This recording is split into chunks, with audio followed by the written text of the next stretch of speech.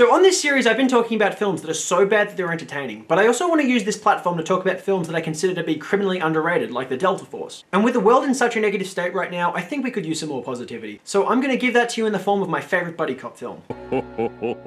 Delightfully devilish, Seymour.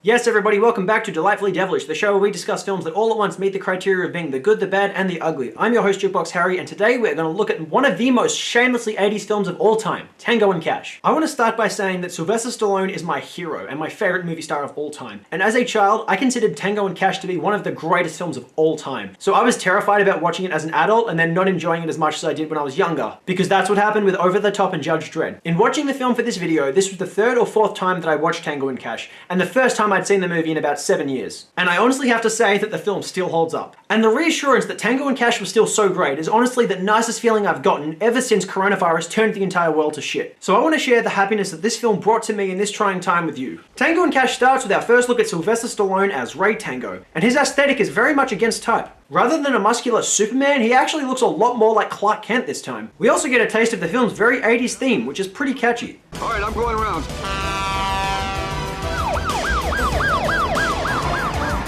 And as with any 80s action film, it plays pretty frequently throughout the movie. Luckily enough, it helps to give the film with a light and 80s feel. Tango empties out all his bullets just to put more in. I'm assuming the shells were empty because he's so trigger happy that he blitzes through his bullets pretty fast, or he's just trying to seem badass, but whatever it is, it works. And then he immediately starts making shots at the truck. No warning, no danger, he just starts shooting at them. I started blasting. Bah! Bah! The truck driver he's actually shooting at is none other than our friend, the maniac cop himself, Robert Starr. They fly through the windshield, and Tango plays the smartass angle. Glad you could drop in. You like jewelry? Oh, fuck you. I prefer blinds. And then we get this line. Who the fuck you think you are?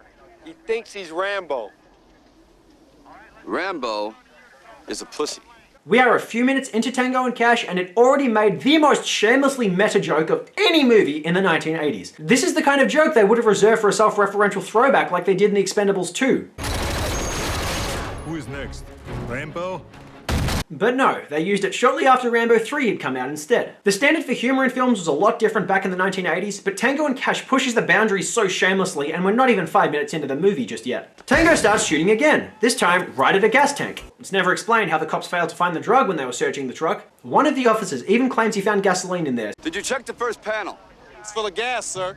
We checked the whole truck, asshole. There's nothing in it. So if Ray Tango shot the bullet slightly in a different direction, he could have blown everybody up. Maybe these cops were working with the bad guys, I don't know, the film never explains it. Anybody want to get high? Yes, thank you Tango, we are aware those are drugs. If it isn't tango, it's cash. Tango and cash, cash and tango. Oh, that's why they call it that.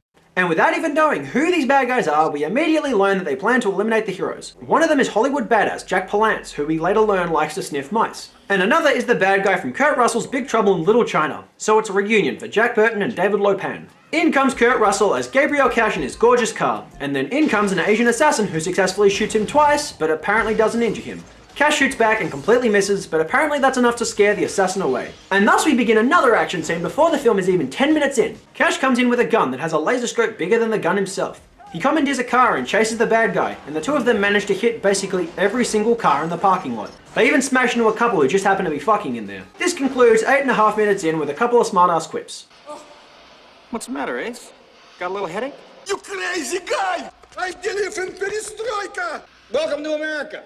So we're not even 10 minutes into the film yet, but Tango and Cash has already set up its story and given us 2 action scenes. If you haven't already figured it out, Tango and Cash is not here to waste your time with the semantics of a story. It's just here to deliver as many action film gimmicks as it can cram into its runtime. And honestly, what more could you ask for? It turns out Cash was wearing a bulletproof vest, so that's handy. And then Cash goes to interrogate his assassin. There we go. All right, this is lesson number 1. And believe me, the next lessons do get harder. What is this? English 101. Both Tango and Cash get the same lead on a drug bust, and we learn that the bad guys want to go through an elaborate ruse to get revenge on Tango and Cash. Now do you understand why we mustn't kill them? No, Mr. Perret. It would be much quicker and easier. If we killed them, we risk all-out war with the police. Instead of death, we have a game. A game that only we can win. And if you know conventional storytelling 101, then you know this plan is going to lead to their downfall in the end. Tango and Cash actually meet for the first time at the bust, and immediately their chemistry is just great. What are you doing here? You almost got yourself killed, pal. Oh, really? I'd say it's the other way around. Oh, I don't know what you're talking about. I pulled this trigger and your throat's hanging off that wall behind you. Really? You pull that trigger, I'm gonna blow you in half. You got the visual? You are fucking deluded, pal. You never had a chance to hit me with that gun. No, it was this one. This one. When they start bouncing off each other, the chemistry is just awesome. Tango and Cash get to the scene and realize that some kind of setup is going on, and that they've stumbled across the body of a wired corpse. In come the FBI, who somehow got the same lead and bust them when they find Cash's gun at the scene. Tango and Cash are arrested for murder, and there's an incriminating tape to blame them for it. I like dealing with cops. Why's that? It restores my low opinion of human nature. Oh, really? Well, in that case, you're gonna love this. Now, it's mentioned that nobody is seen coming or going from the scene of the bust. So that means the people setting it up would have had to kill that guy and then bring his body in. So after the autopsy had happened, shouldn't they be able to figure out that the person died probably a while before Tango and Cash got there? Isn't that a thing that they do? Whatever, they get blamed by several people in court, and this allows them to come back with a couple of one-liners. He put a chair in my chest and sat on it. I couldn't find a piano. Tango and Cash take a plea deal to serve a short sentence at a minimum security prison, and this is preceded by probably the most iconic moment in the entire film. Your Honor, I've been a policeman for 12 years, and I think it's the best organization in the country. At times I've been accused of being too aggressive and taking criminals off the street. Well, if that's a sin, then I guess I'm guilty. All the cops I've worked with are good cops, and I only hope that the whole department is not judged by what has transpired here. Thank you. That's it. You have anything to add, Mr. Cash? Yeah. No. Yeah. No. Yeah. No. Mr. Tango has spoken very eloquently. And I wish I could be as forgiving. But I can't because this whole thing fucking sucks. I mean, this is the biggest pile of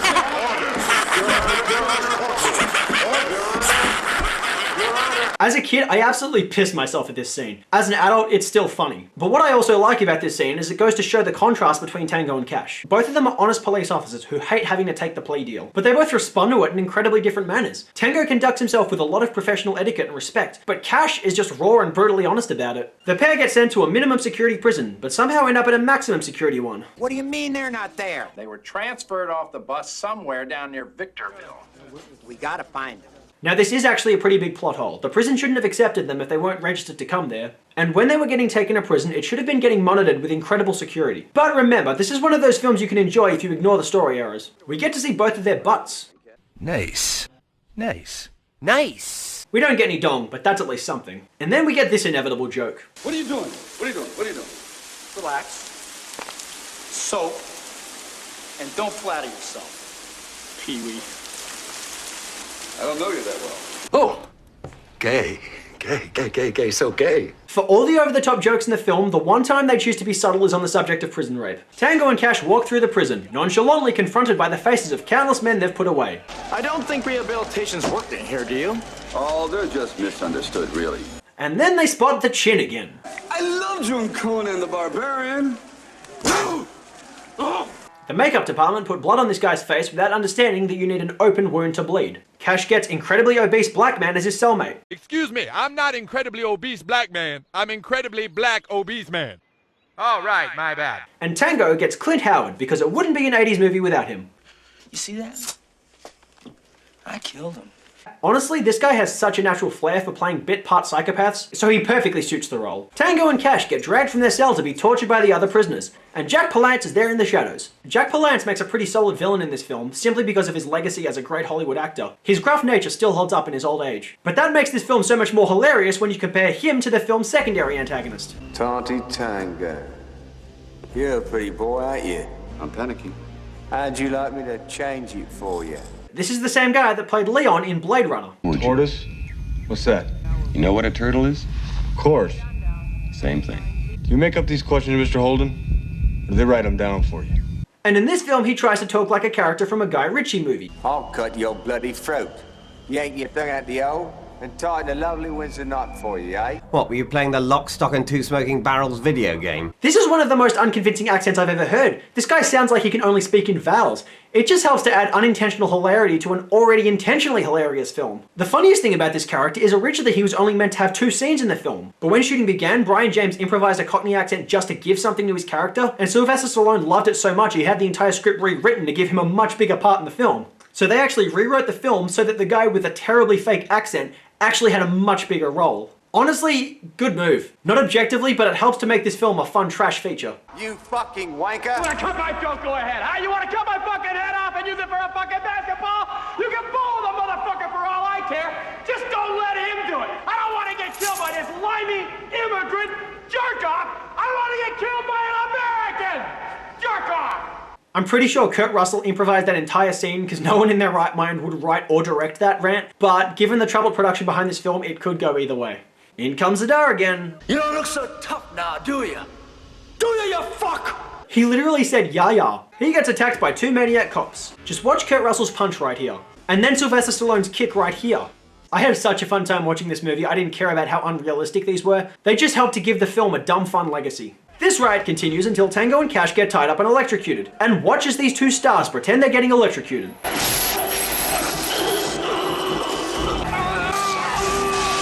Scientifically speaking, I don't know that this should be possible, because water can't actually conduct electricity unless it has certain impurities in it, such as salt. But the water is pretty filthy, so if you want to justify the implausibility, you could argue that it has something in it that makes it conductive. That being said, if you look closely, you can see one of the prisoners is holding onto the metal chains, which the electricity should be passing through, so they definitely got the science on that part wrong. Then the police come in and stop the attack, led by the prison's assistant warden, Matt. Who's this guy? Matt Sikowski, I'm assistant warden. Or Max. What are you saying, Max? You gotta listen to me, I've got a plan, I got it all worked out. I don't know, he gets called both for some reason. This is not the first time a Sylvester Stallone movie has had a character that's been called 2 different names. In Over the Top, he played a character called Lincoln Hawk, or Lincoln Hawks. We don't know. The bad guys escape into the night. Anything can happen behind these walls. All you need is the cash. So apparently in this prison, certain cops are working with a bad guy and certain cops aren't. And even though this guy knows Tango and Cash shouldn't be there, nobody does anything about it. Tango and Cash consistently expects its audiences to ignore plot holes and accept the simplicity of the story, or to explain things away by justifying certain narrative choices. But whether or not audiences are actually willing to do that should define whether they can accept this film as just dumb fun or condemn it from a critical perspective. Me? I really enjoy this film, so I hardly give a fuck. Did that little experience last night give you a brain meltdown?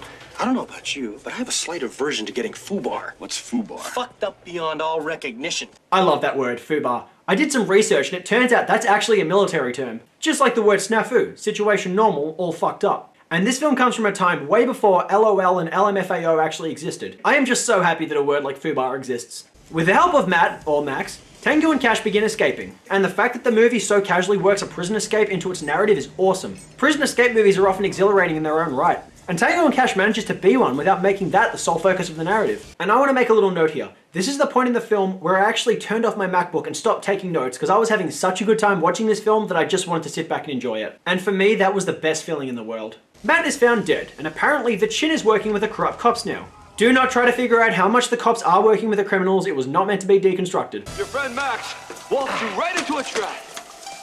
How could you be so stupid? Matt's dead. They cut his throat ear to ear. Slit his throat from ear to ear. Hey, I'm trying to eat lunch here. Why does this line keep popping up in Robert Zadar films? It was in Maniac Cop. With a throat slit, ear to ear. Tango and Cash end up on the roof with only one way to escape. Now what? Okay, no problem. We jump to those wires, slide down the other side, and we're home free. That's your plan? Yeah. We're gonna fry. You don't know anything about electricity, do you? No. As long as you're only touching one wire, and you're not touching the ground, you don't get electrocuted. I remember watching this scene as a kid and thinking, hey, that's right, I did learn that in high school science class. This scene is perfectly accurate in terms of the science behind electricity, and thanks to this film, that's the only major thing I can remember about electricity. Tango and Cash actually taught me way more than 7th grade science ever did. But at the same time, the people who wrote this scene with such scientific accuracy should understand that the scene earlier should not have been possible. So the script is smart and dumb on the same subject. We get the most masculine escape ever, where Cash jumps to a wire and then carries himself out by sliding on a belt. Tango tries to do the same, but gets stopped midway to doing it by the Chin, who dies when he falls into a generator and completes an electricity circuit. Yes, science! bitch! He then successfully escapes, pulling a belt out of his mouth, which he never put there in the first place. What'd you do, stop a coffee and a Danish? I hate Danish. Stallone mentions that he's not a fan of the Danish because in real life, he had just recently divorced Danish actress and model Bridget Nielsen. This is another great meta joke. Jack Palance sniffs more rats. And the Oscar for Best Performance by an Actor in a Supporting Role goes to Jack Palance. And then Cash goes to visit the film's cliche 80s nerdy tech wizard whose inventions include an exploding mechanical dog. I knew you'd come here. How'd you get out? I thought this guy sounded familiar, and then it clicked. Little dick quick, play with his brick. Don't the smell just make you sick? Stop singing, I hate that song! He's adorable. Yuck. From the look of your diet, it's obvious you're not too interested in counting calories. It's spaghetti, which naturally is not particularly unhealthy. Although I will say the fact that it was being stored in a fridge without any lid over it always bothered me. That is not sanitary. Mom spaghetti! I hope you got paid real well for this one.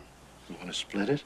I've never actually seen a film where a corrupt police officer offers to split his bribes with the person he's framing. That's a first. But then he does.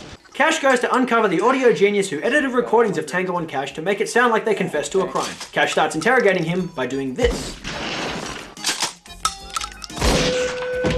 What do you want to know? Why do Sylvester Stallone films hate computer equipment so much? We get a scene with Tango's sister at a strip club, played by Terry Hatcher. So this means a scene full of boobs. Nice. Nice. With cops around, she has to smuggle Tango out. This means that they have to dress Kurt Russell up as a woman. Kurt Russell actually got nominated at the Golden Raspberry Awards for Worst Supporting Actress. First of all, fuck you, he was great in this movie, and second of all, that's kind of hilarious. Tango's sister gives Cash a back massage at her place, and it paves way for this scene where Tango walks in on them. More? Deeper. Oh my God, Gabe, I can feel it going in. Oh, harder. Oh, it's almost in. It's all the way in. This scene is trying so desperately hard. There's no reason that Terry Hatcher should be making those noises, but Tango's absurd reactions perfectly encapsulate how the audience is going to be reacting to this scene. Ray? Captain?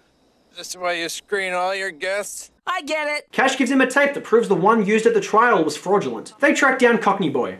Shame, shame. Don't you know ponytails are out this season? In this scene, we have Sylvester Stallone using a terrible English accent, impersonating Brian James using a terrible English accent. God, that is layered. First, they do to him what Suge Knight did to Vanilla Ice, but it doesn't work, so instead they tape a grenade to his mouth. If you don't want to get sticky, get back. Oh, this is gay. It's so gay. Ah! This interrogation tactic works. Barrett! The geezer you want Barrett. He's the governor. Yeah, where's he now? Where's the governor? Brian James is so desperate to sound English that he uses every cliche term in the English slang book. Potato Head, you just fell for the oldest routine in the book. Bad cop? Worst cop. That line should have been used in the trailer. That explains the two main characters perfectly. Oh, bloody done. You got the done! The tech wizard just so happens to have a fully equipped armored supercar for the heroes. As hard as that is to believe, you just know it means awesome action is coming, so accept it. We won't put a scratch on him. Really? Enter the compound. We get an over-the-top car chase scene with a number of explosions you'd find in a Michael Bay wet dream. And on top of all that, we also get jumps, monster trucks, and construction vehicles thrown into the mix. Wait a minute, why is yours bigger than mine? Genetics, Pee-wee. Penis! Tango and Cash enter the building and shoot everyone in sight, and blood starts flying. Brat Boy starts an obligatory countdown to self-destruction, but Tango and Cash push on, completely shooting up the office in the process. And Cash takes a bullet for Tango. Cockney Boy reveals he's holding Tango's sister hostage with a grenade to her throat, but he releases her so he can go and fight them head on. He lets go of his only bargaining chip, and rather than having someone shoot them, he just goes and seals his own fate. But despite the stupidity of that decision, it paves the way for a pretty badass fight scene. Things come full circle when Cockney Boy is killed by a grenade to the dick. Fubar, big time. In the final face-off, we have Jack Palance doing the conventional Hall of Mirrors trick, but you can obviously see where he is because he overlaps the point between these two mirrors on the left. They both shoot him, then they escape the explosion. Everyone's happy, and the film ends on a newspaper page with a very interesting article in the corner. If you consider how much this movie was savaged by critics, this is a clever nod to the filmmaker's expectations for the critical response. I have to root for the people who printed the newspaper here. This film is fucking great. Tango and Cash is not a bad movie. It's a dumb movie, but it is an 80s masterpiece. Tango and Cash had a notoriously troubled production. Towards the end of its production, director Andrei Konchalovsky, the creator of Runaway Train, got fired, and Sylvester Stallone himself stepped in to take over the film. He then got replaced by executive director Peter MacDonald, who had previously stepped in to direct Rambo 3 after the original director left. And then he got replaced with the guy who directed Purple Rain, Albert Magnoli. So you have 4 different creative minds trying to control different scenes in this film. The only thing getting changed more frequently during production than the directors was the screenplay, which they hadn't even finished writing by the time they started shooting. And that was constantly getting rewritten to make certain scenes darker and other scenes more humorous. The film went $20 million over budget and over schedule, and it just barely made its original release date. And on top of that, the original actor intended to play Gabriel Cash, Patrick Swayze, left the film so that he could go and make Roadhouse. Although this was one of the best decisions, because he was incredible in Roadhouse and Kurt Russell was incredible in Tango and Cash. That being said, I still think Patrick Swayze would have been amazing in the role. The several different minds behind Tango and Cash clearly had different ideas. Some wanted it to be a legitimate dark action thriller, and others wanted it to be a parody of one. And yet, by mishmashing all these different ideas by several different filmmakers, Tango and Cash actually ends up succeeding as both. It's very lighthearted in tone and full of humor, and yet at the same time it is shamelessly masculine and very aggressive with its raw violence. It's like a mix between Sylvester Stallone's Cobra and Eddie Murphy's Beverly Hills Cop, which actually both originated from the same source material. Except that the heroes in Tango and Cash are both combinations of the 2 main characters from those films, just played at slightly different angles by the actors. As a side note, Harold Faltermeyer, the guy who did the soundtrack to Beverly Hills Cop, also did the soundtrack to Tango and Cash. He also did the soundtrack to Top Gun, so this is a guy that helped define the feeling of 1980s movies. Ultimately, the reason that I really love Tango and Cash is that there's never a dull moment. The film never feels rushed in its pacing, but it briskly moves along from one macho action scene into another scene of shameless banter between the 2 well-matched leads. Don't get me wrong, it's way more aggressive than most buddy cop films, but it never loses sight of the humor that makes it such an enjoyable ride. Despite so many different intentions, ideas, screenplays, directors, everything still blends together seamlessly. And for that reason, I give Tango and Cash a perfect 10 naked action stars out of 10. It's a buddy cop movie which is angry, action-packed, and hilarious with a pair of perfectly cast leads who do a phenomenal job in their roles. And because it's so shameless, some of its more bad elements just add to the charm of the movie. And that does it for today's episode of Delightfully Devilish. You guys, if you have ideas for movies you want me to discuss, please leave them in the comment section below. If you want to see more episodes, please hit the subscribe button. So until next time, please stay safe during the coronavirus pandemic. I've been your host, Jukebox Harry. Peace.